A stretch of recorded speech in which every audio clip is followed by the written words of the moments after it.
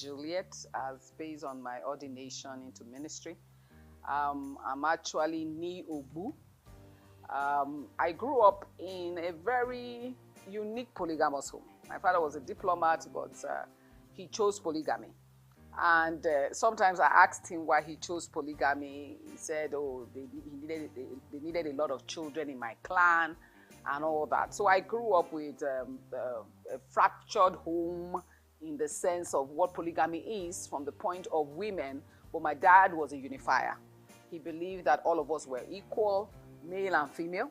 So I think that was my beginning of my own freedom and liberty, that I had a dad who believed in me, believed in us as females. And I remember growing up when we were in school, my uncles would be telling my dad, why are you spending money on the girl child? After all, they're going to get married. And my father replied and said, let them be better wives. You know, in a very diplomatic matter, based on his training.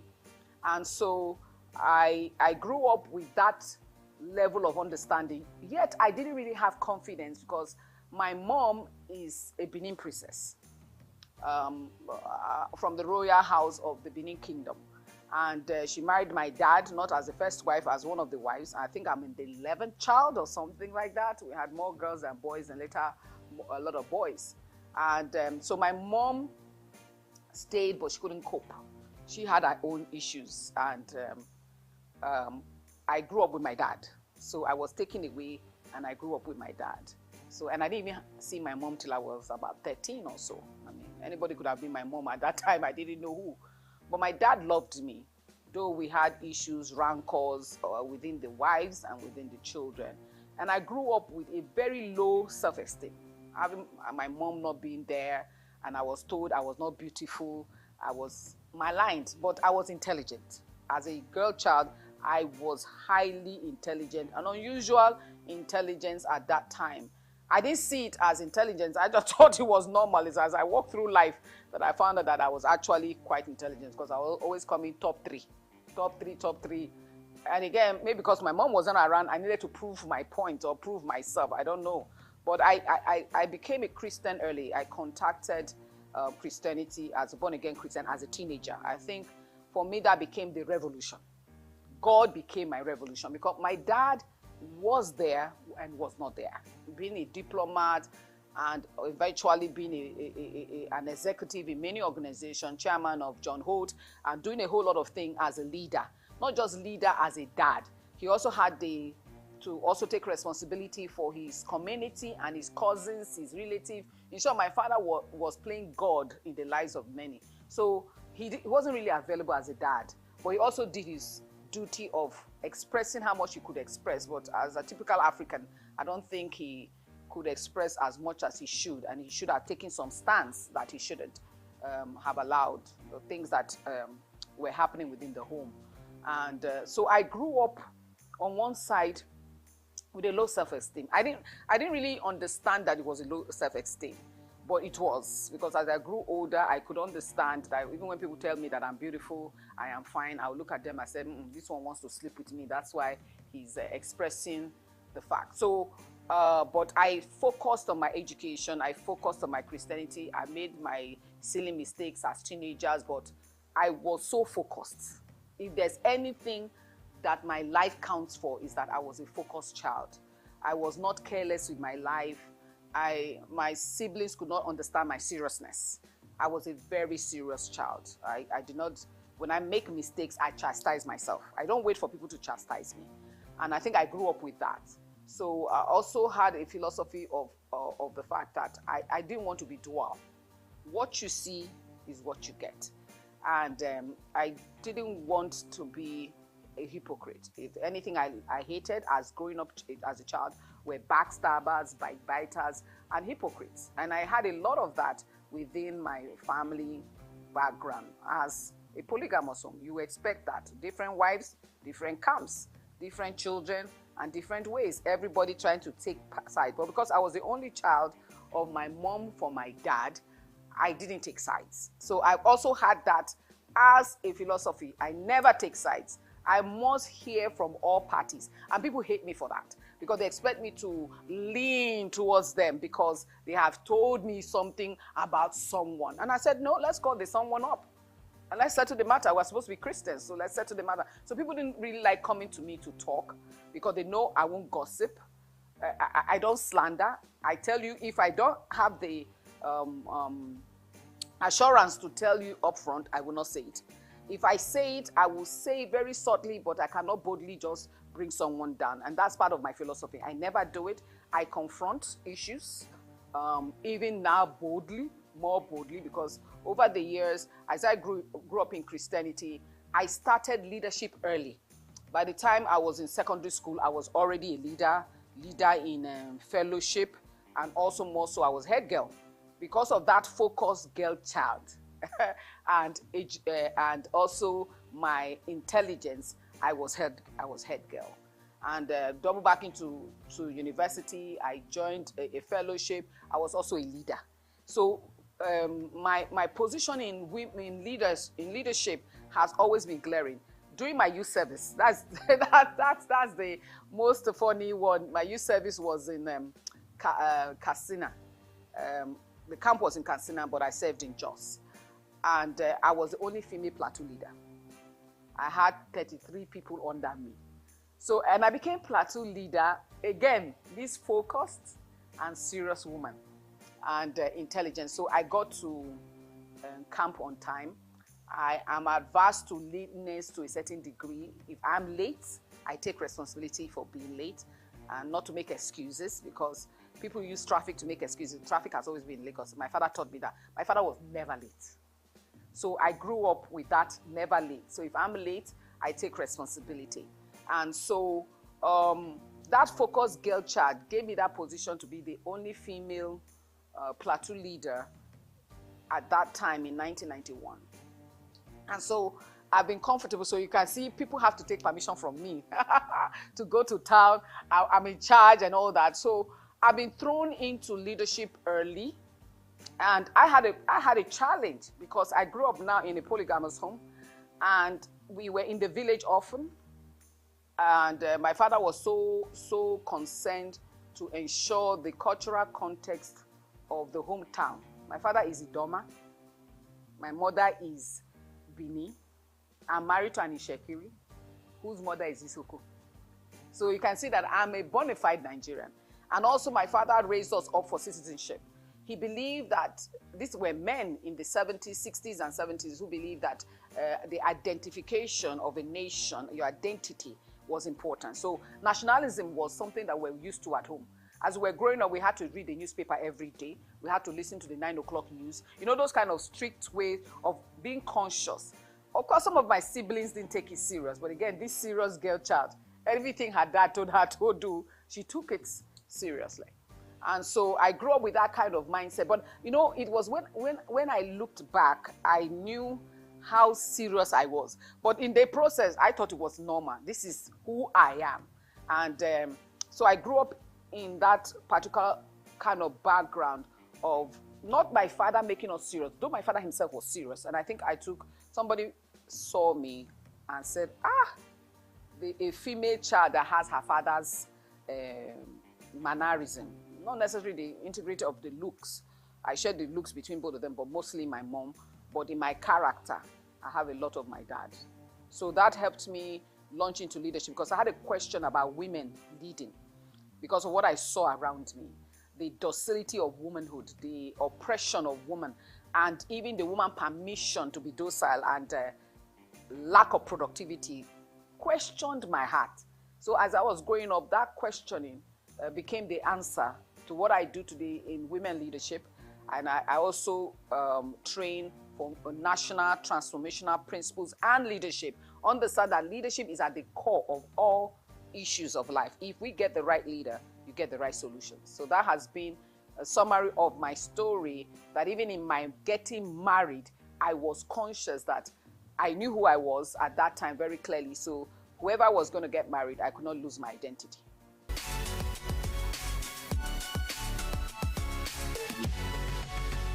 You know, my journey into ministry and being Reverend Juliet today is a big story.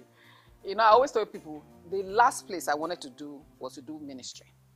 Because as a young girl, I wanted to be a medical doctor to solve women diseases. That was my focus. And so I couldn't get medicine. There was a lot of distraction at the time I was doing JAM. But I did well. At that time, you know, the cutoff points were higher than what it is today. And I ended up with doing zoology. And so I graduated. But while I was in school, like I said, I became more focused again in Christ. I moved from what we call the SU days of no earring, no scarf, no of this, no. And I began to read the Bible for myself and understood that really that extreme is unnecessary. So I found my balance. So even in my church now, I did church outside the campus gate. I didn't do church fellowship. I mean, I didn't do campus fellowship. I did church outside the gate. So I had a church that I was involved with. Again, this serious child, this focused individual, ended up again being a leader. I was welfare leader in one of the churches I was going to, but I ended up in another church because that church had an issue and had to close down because of the pastor who was going back and forth. Another story for another day. But this particular church that I went under the leadership of Reverend Dr. Canos, Emmanuel Canos, became the revolution. I have, in all my life, I think God threw me under that man to shape who I am today. Apart from my dad, this particular man has shaped who I am today. And today, of course, Professor Vincent Anigbogu. But this particular man brought me to confront my Christianity with truth.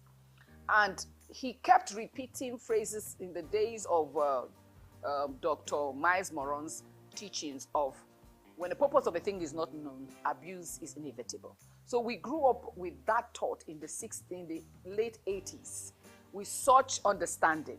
And so I was, again, focused child, serious person. I took it so seriously.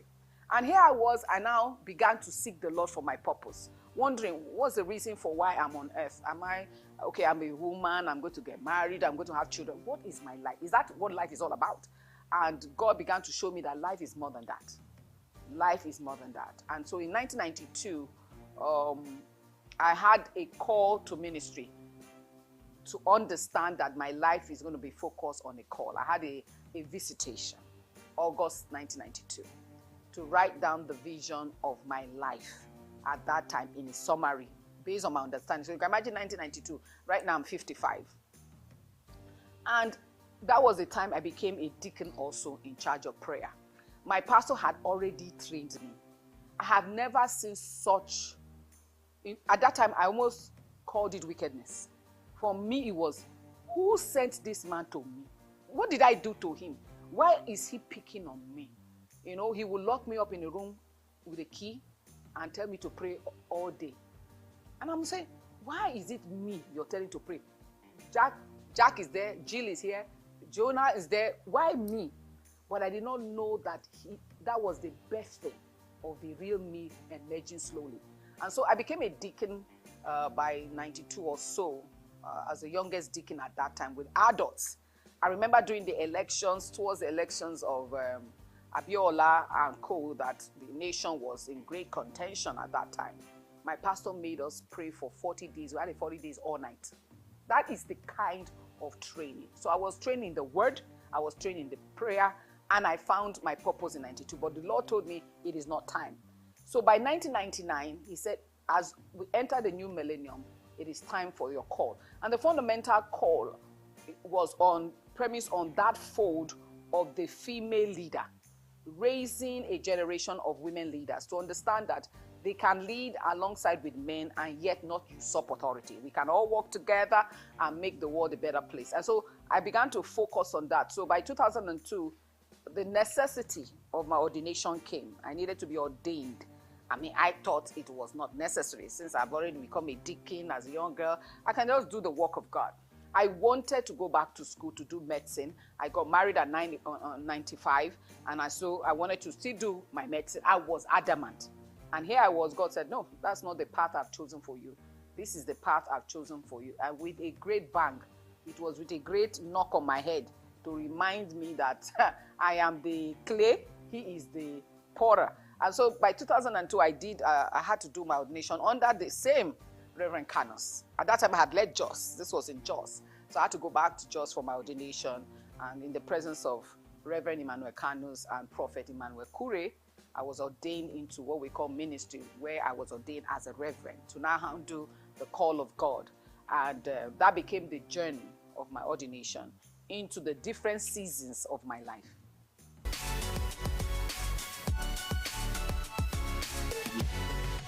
Well, one of the challenges of women playing a role is fundamental in tradition and upbringing. I didn't have a dad who told me I couldn't lead. So my lead was open, was uncovered. I didn't have a pastor who told me I could not lead. So I didn't have that restriction. So coming into women leadership was something that God had already prepared me for. But the challenge with Africa is many women have been told they cannot lead. They have been shown they cannot lead. They have been shoved aside that they cannot lead. They have been raised that they cannot lead, from the voice in the home to the voice in the local church or the religious organization, depending on what religion you belong to. I've told them they cannot lead. And many of these women have not studied to show themselves approved by themselves, to understand that it's right there in the scripture that the day God made male and female, he gave them authority to lead. But the leadership at home regarding the issue of submission is a different ball game. And so I came into understanding that for years I was doing women seminars, women programs, and right now I'm launching out on a women's school of ministry, the Institute of Womanhood and Leadership. But the surprising thing is that I thought that was all. Until 2006, I had a visitation again on the understanding of nationhood and governance. And I began to recognize that as a woman talking about leadership, I needed to know how to contextualize women in the leadership call. And so I began to understand governance, politics, and the whole 9 yards of governing around the 7 mountains of influences. And that's how I also journeyed to Ukraine. We went to Ukraine in 2007 for a training under Dr. Sunday Adelaja to understand politics, God, and nations. And that, I think, also became a turning point of the next season of my life that I'm in right now.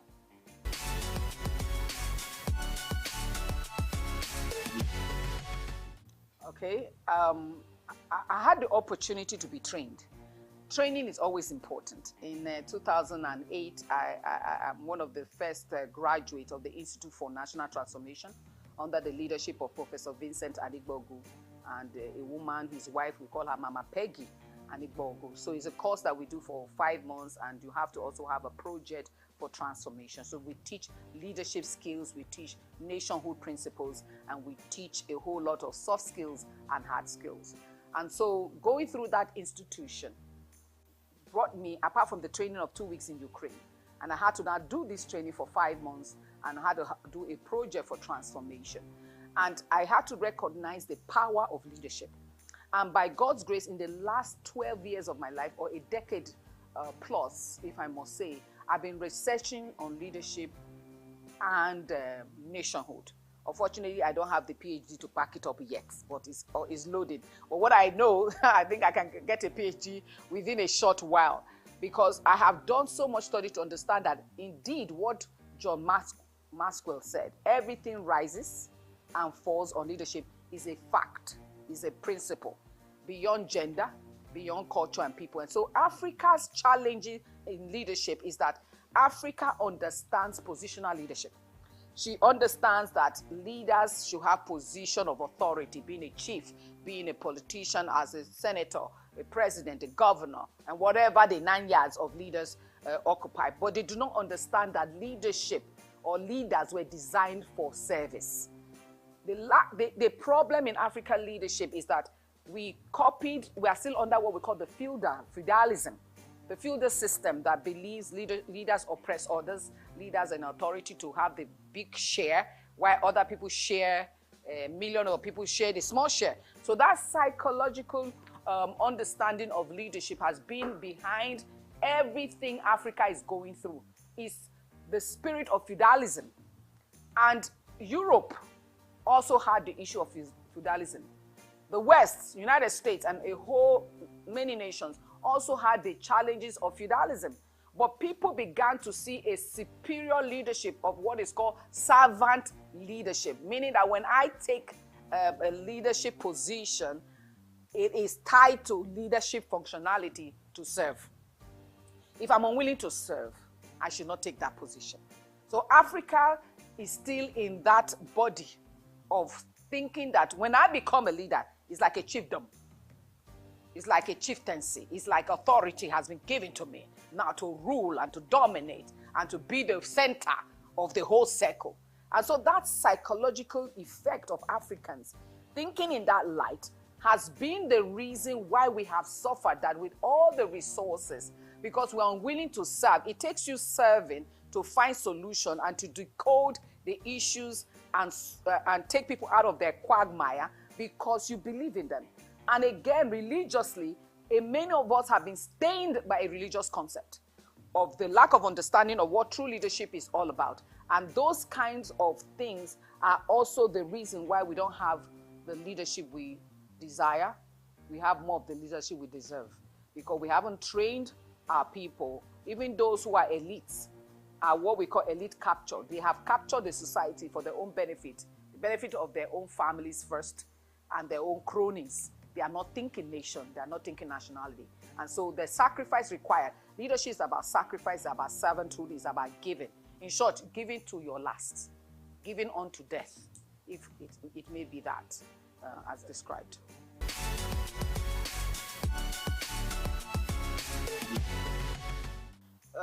Women in politics and women in leadership is also that understanding of the equality. Like I said, we are all created in the image and likeness of God. There is no inferior individual. Women are not inferior to men. Men are not superior to women. It's a fact. When you become a leader as a husband, it gives you more responsibility. In actual fact, the definition of head of the home, cephale in Greek, is actually the chief servant. The chief servant. So when a man is hurrying up to get married, he's actually hurrying up to become a chief servant. We need to let them. And that's why the word husband is a cultivator. Husband is a cultivator. You're supposed to plant, you're supposed to build, you're supposed to spend your life in ensuring lives get better. And so women don't understand that they are meant to lead. Number one, very few, like I said, in my growing up, very few people had the kind of psychology I had. Very few people understand that women are meant to lead. Because of the home management structure of women and leadership in home, women now discarded leadership in society. It's not the same. The issue of the structure at home is not the structure in the society. A woman can be a boss of a man, but she may have to submit at home. And submission is not submission for oppression. It's submission for agreement that we want to work together and create a better future and collaboration for a better citizenship. Like I said, children are supposed to be the next citizen of a nation. He told Abraham, I'll give you a son that is a nation. So nation and children are equated, even in scripture. So, but we need to understand that women leadership became weakened, especially in Africa, based on this same feudalism. When you have a men-dominated society, men-dominated decisions, is to show that women can't decide. And you see in culture where women are not even educated. So women in politics also, in Nigeria, our political structures and political system is already a deterrent. The system in which we operate is not the system of true politics. That's not the original politics. Politicking requires everybody participating. There's equality and equity. Equity has to do with justice, giving equal opportunity. Most women are shortchanged already because politics also require financing. And many women are not being empowered financially, number one. But you may not be empowered financially. You need to also know social quotient. Many women are also low in social quotient because they've been told that they cannot lead. Remember, leadership is about service is about society organizing. So even for me, when I want to go into leadership in the political sphere in the future, I need to begin to understand in what way am I leading my people now? I have no right to be giving political leadership when I have not served my people. So women must also know how to move from just doing mere charity works to leadership works. What do I mean by that? You may do charity of, oh, I feed the poor, I give clothes to the poor. I do this for the poor. That is not it. That's not leadership. That's charity. Leadership becomes, okay, these poor people that I keep giving clothes and food to or do this, how can I better their lives? What systems can I put in place to elevate their lives to the next level? That's leadership. Increasing the measure of the people.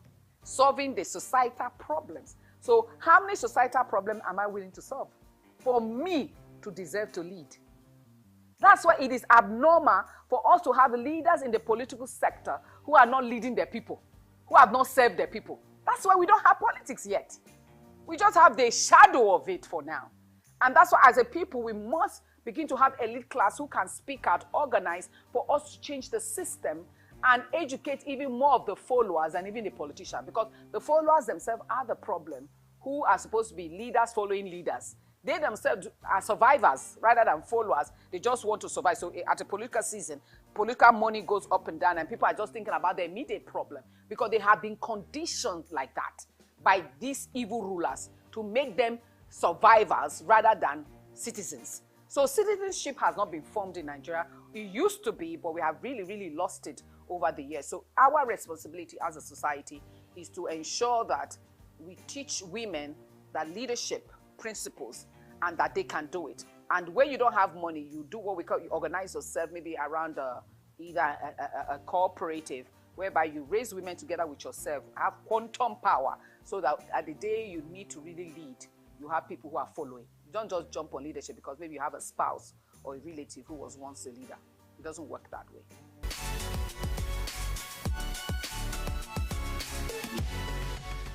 Well, as an ordained minister, I have a parachurch ministry, meaning that I don't run local church, but I've been in local church all my life.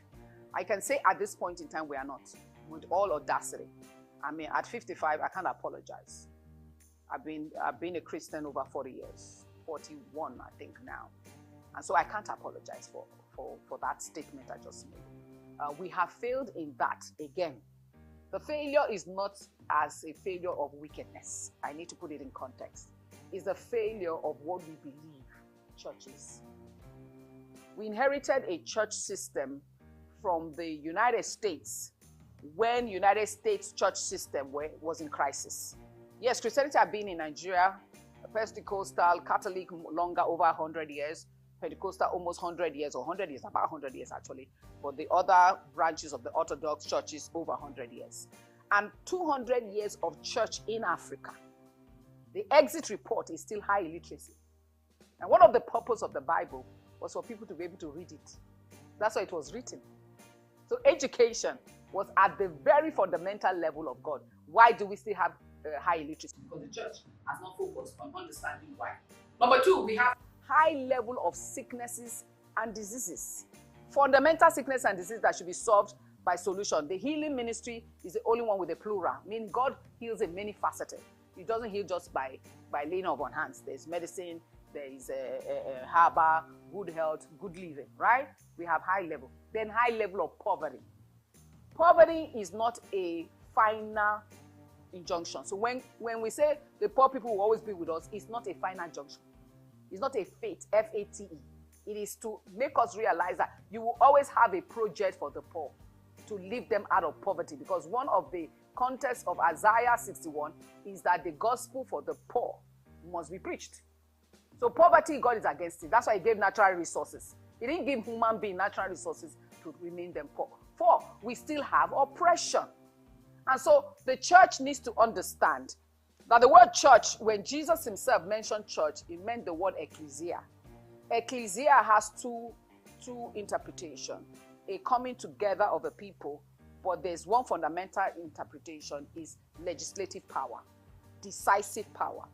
The church age, what we call the Reformation age, the first Reformation, the second Reformation age, spoke about how the church was the one that this world that we have today, the civilized world, was created by the church, not Socrates, not Aristotle. It was created by the fundamental principles of the Bible, which has the character of God's goodness and love. God loves man and gave earth for our enjoyment. If he said he wants something to be like heaven on earth, is he threatened by it? No. But we have not understood that church is not in the on the pulpit alone. That is churchianity. Because light doesn't shine in light. Light must shine in darkness. Go ye into the world. And that statement that was made by Christ was to acculturize nation. What does it mean to acculturize nation? That the nations will have the culture of God's goodness. The nation will have the culture of God's love. The nation will have the cultures of God's sensibility. And so when churches don't follow God's path and follow the path of gathering in, from next gathering in, we need more space. From needing more space, we need to raise funds. From raising funds, we build church buildings. We build church buildings that are empty during the week, that should be educating people at various levels and become the center of supporting, because the church decides the decision of nationhood. Isaiah 2 talks about out of Zion comes forth laws. What are those laws, principles? It was Christians, fundamentally. Other religions joined, but I repeat, Christian fundamental in history built the society that we have. Medical, Florence Nightingale, medical care, gave to Queen Victoria 2,000 pages of policy. Today, everyone who goes to nursing meets Florence Nightingale. She had a call at 17. Wilberforce, a Christian, stopped slave trade. They are Christian landmark of people who were both pulpit leaders like John Calvin of Switzerland, John Wesley of England, who intervened in the quagmire. The reason for what we have here is what is said, that light is hidden under a bushel. And the church has become church building, local church building has become a bushel. Light is not meant to shine in light. Everybody is supposed to go into the marketplace at different spheres of influence and take the character of God and shape the society into the goodness of God. So the more goodness, godliness that we have, the better you have a society. It was church that made charity possible. And let me end with this by saying that it was church. What we call Sunday school did not start from the church walls. Sunday school was started in England, especially by a man British children. These same England children were begging with bowls. And that's why you have the story of Oliver Twist, which is a satire. In actual fact, the children were begging. We had what we call the chimney children. Parents were offering their children for £1 just for survival. Children were going to work with their parents Monday to Saturday to survive. They were living in one room, face me, I face you, in England, sharing 300 people, sharing one tap outside with buckets. England, 300 years ago. But a man rose up by divine revelation and encounter that said, that is the future of England. What will you do about it? He said, what can I do about it? He said, educate them. How? He started educating them under the trees, teaching them arithmetics and grammar and moral studies on Sunday, because they were working from Monday to Saturday. So Sunday was the only day for school. That's how the Sunday school movement started. This man was a businessman. He called other Christian friends, and the movement started across England. When the movement became fundamental, they came together to now push for a policy of the Child Right Act, where children should stop working and go to school. So compulsory education came through the enforcement of church in society to form it into the character of God, so that society can be sane. Because society itself needs to be delivered.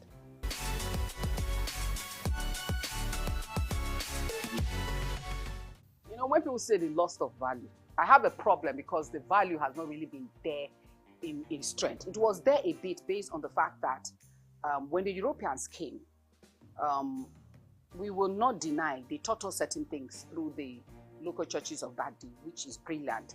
Not the Europeans, politician governance of the Niger Company, which was intended to colonize. We're talking about the ones who went into the religious sectors and trying to make us a better society. Take, for example, Florence Nightingale, that went into South, especially in the area of Calabar and those regions, to stop the killing of twins, right? She came also as a missionary, but under that cover of colonization. So colonization in its fullness were not all bad. They were good things that we should mention. But you see, those people had the value of killing twins, the value of murder. So don't be too sure that we all really had the values that have been lost. Yes, it has gotten worse. For me, that's how I look at it. But the values of understanding familyhood have not been understood. Because we have been generally, like I said, feudal. And we have been generally polygamous and unfair in our home management. I grew up with a cousin of mine. We were eating, there were 2 pieces of meat.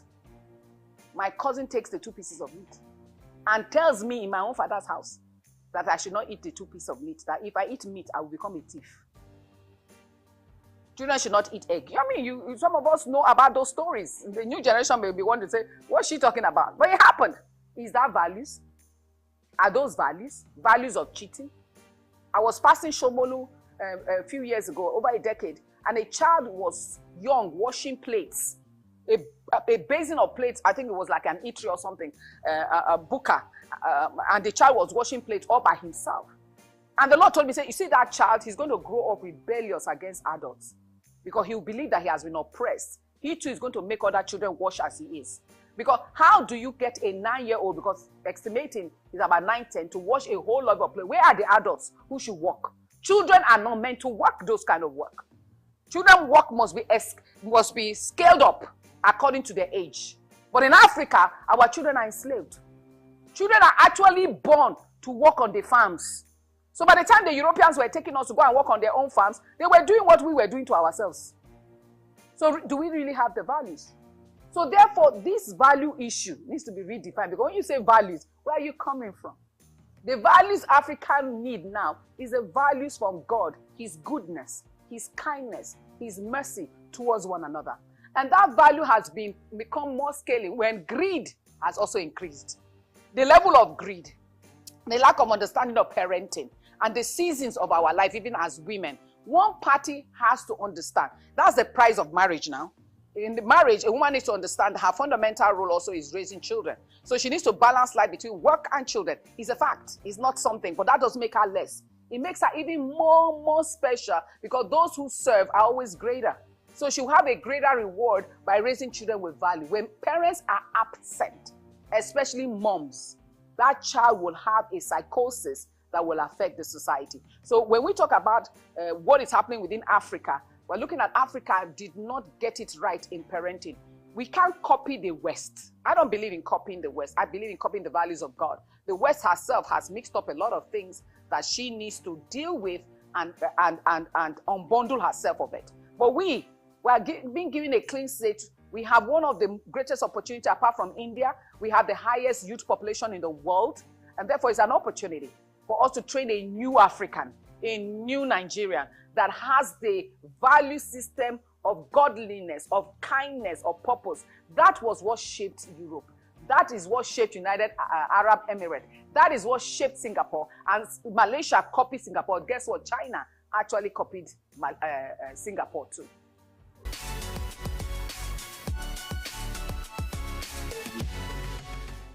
Well, I don't know. I train, I preach, I teach, I associate. Indeed, I know how to relax. I do know.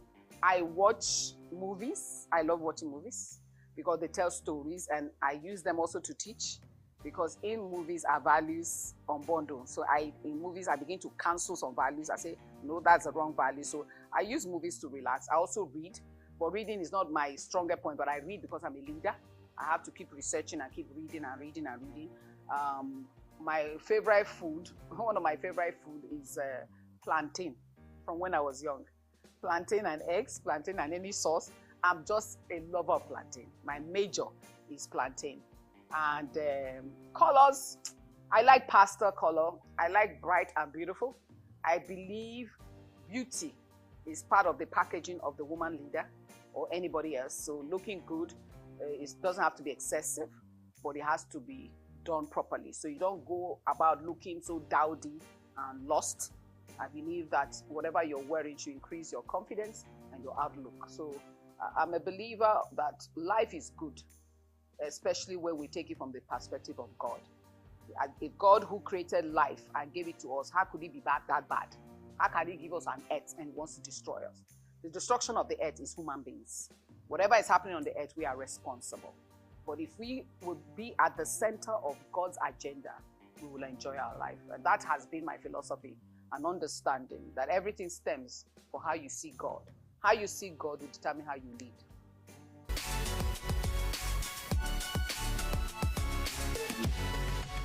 You know, know, one of the things I tell people, I've been called to that she, both women, nation as a she, church as a she.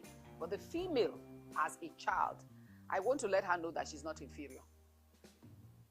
She is not anybody who told her that she's less of. My name is Dr. Rafiu or Ladipo.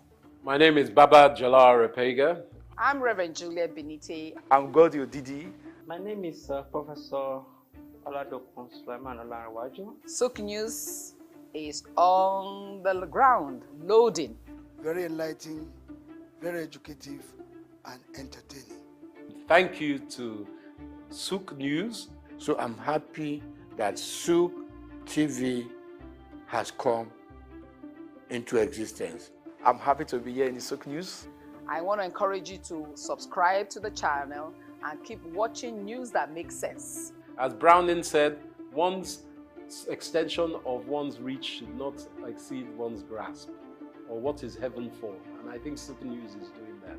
Africa needs a voice of truth, and Souq News has become one of them. And get ready, get ready, get ready. And keep watching.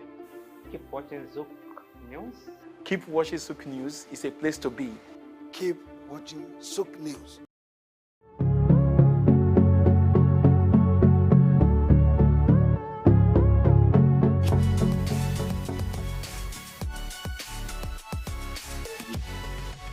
Well, Supporters Club had been there for 66 years when it was founded officially, but those who funded it were just doing it for the fun. We just come to the field, drum, sing and go. Nobody gave them any recognition. But I joined them in the year 1977. I paid 2 naira to join. And how did I join? It was because of an incident that happened at the National Stadium.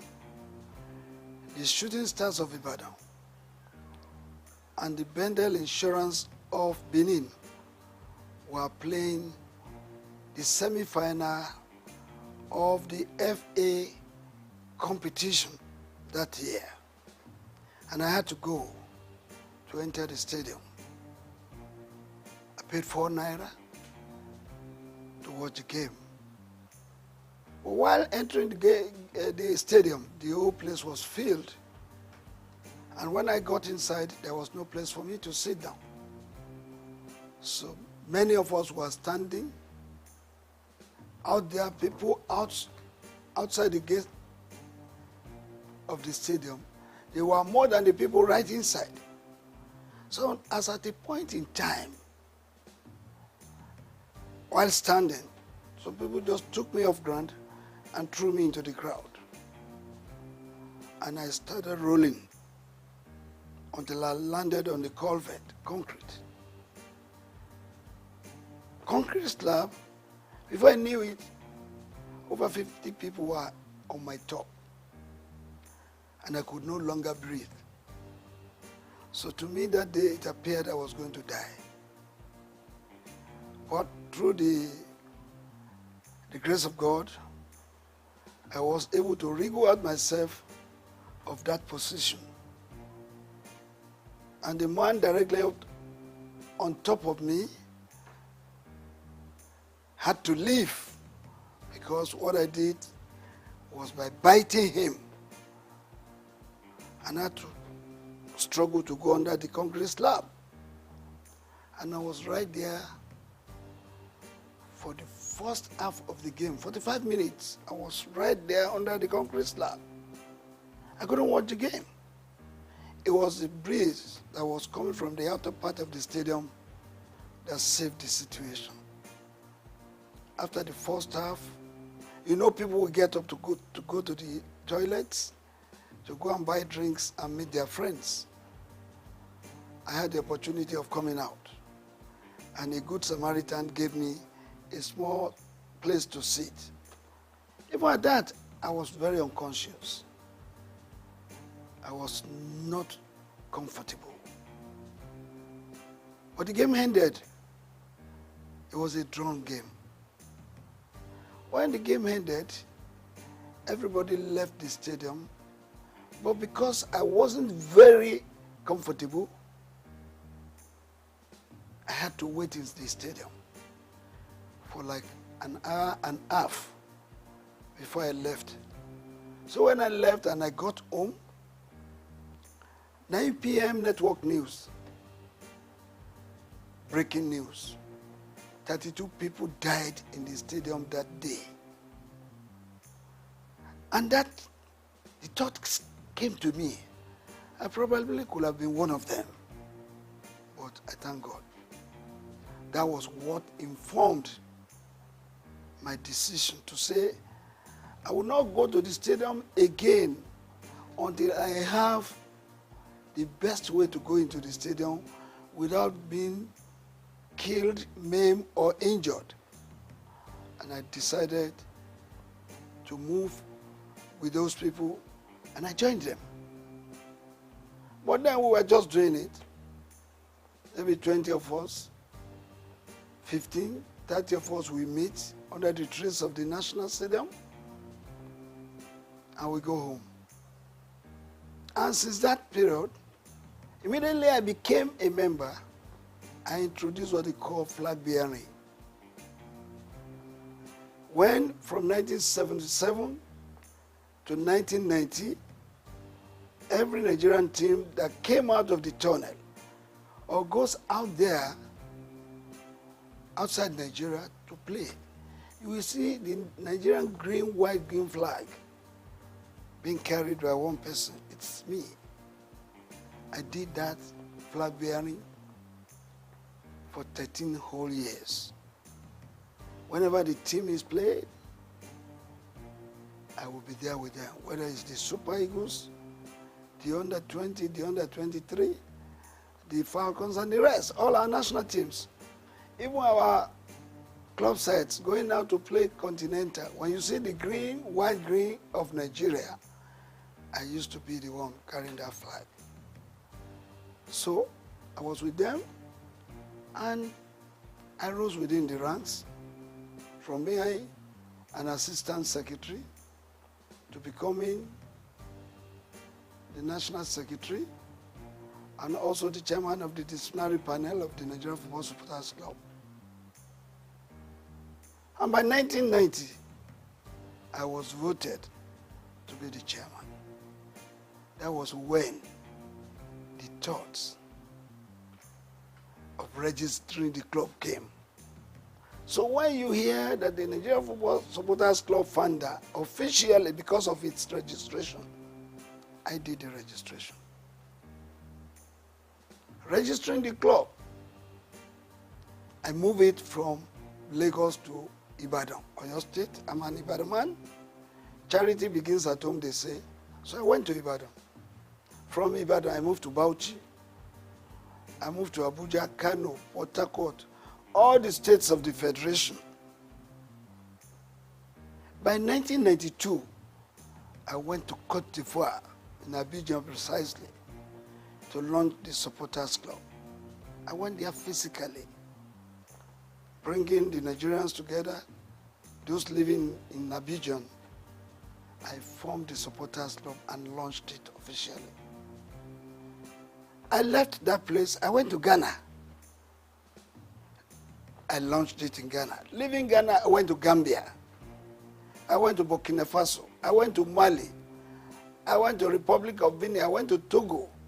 I went to all the countries of Africa, putting the Supporters Club in place in those countries. By 1995, I moved to the United States of America. I launched the Supporters Club at the Giant Sports Stadium in New Jersey in 1995. After that, I went to France in 1997 to launch the Supporters Club in France in 1997 because we were already thinking of going to France to play in the World Cup. And if the Super Eagles will not have enough supporters there, what will happen to them? Don't forget that I led the Supporters Club to the United States of America for the very first time we played in the World Cup in 1994.